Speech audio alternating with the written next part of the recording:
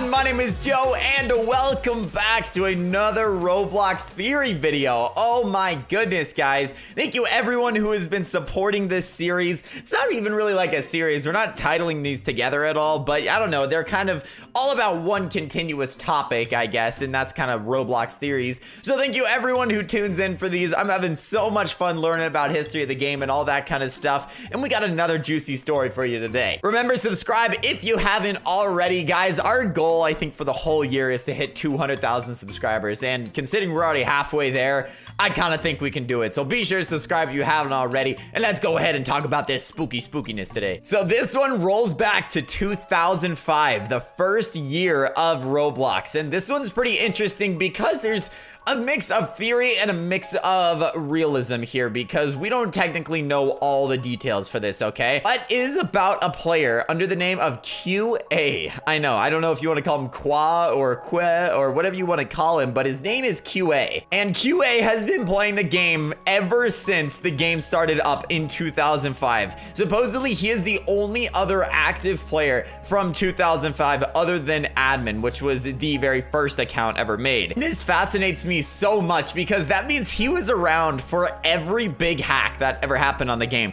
For essentially every other video we've covered so far, he's been there for it, okay? So the amount of information he probably has is unreal. And the reason his account fascinates me so much is because of all the stories about him, okay? There's a lot of people who've written stories about him because, I don't know, maybe he's just been around for so long. Maybe these things have actually happened. I don't really know, but we're gonna talk about some of them today. I was reading a forum post and this person said they were in a server, and this was about in 2009, okay? So this is kind of a long time ago. This was in 2009, and this guy had said that QA had joined the game, and you might think, oh, there's nothing fishy about that. It's just a guy playing to join the server. You know, he just wants to play a game. But oh no, here we go. This is where it gets freaky. He said all of his on-screen graphics had changed back to how the game looked in 2005. And supposedly QA was saying nothing in chat. He had just joined the server, and then his graphics just started freaking out and changing back to how they used to be way back in the day, which is so spooky, honestly, because that either means that this guy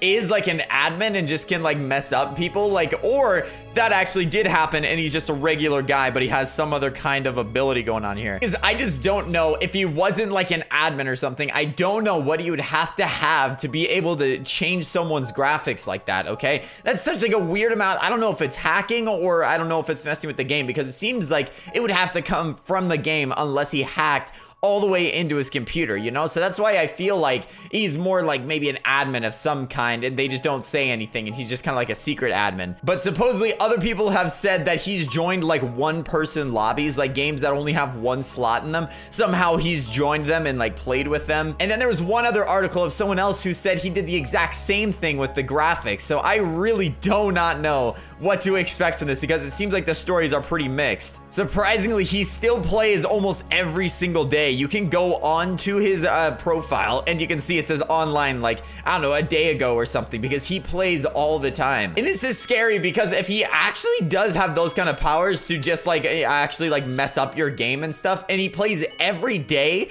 this is like one of the much more scarier threats, because a lot of the guys we cover, you know, got like banned or like destroyed like months and years ago. So it's like none of this is like a huge threat, but this guy plays all the time and he quote unquote might have access to an admin panel. But you can go look for yourself. He has a Wikipedia page on there that they've written about him, but then you should really go and read all the forum posts for yourself, because that's where you get more of like, I don't know, the gritty details that you wouldn't really get in a Wikipedia post. I personally believe that he's probably just an admin that's undercover, because they might just want to have an account so that way if there's a really big hack or something, that way they don't know that it's him. But I don't know, I don't feel like it would explain why he would break down like people's graphics and stuff when he would join a game. I just feel like it would just be rude at that point if he was doing that and he was an admin. So I feel like there might be a couple things going on here. It might be that he's gotten access to an admin control panel, because that has happened in the past with other hackers. So maybe that happened to him and he he's just using it not really necessarily for like the worst stuff.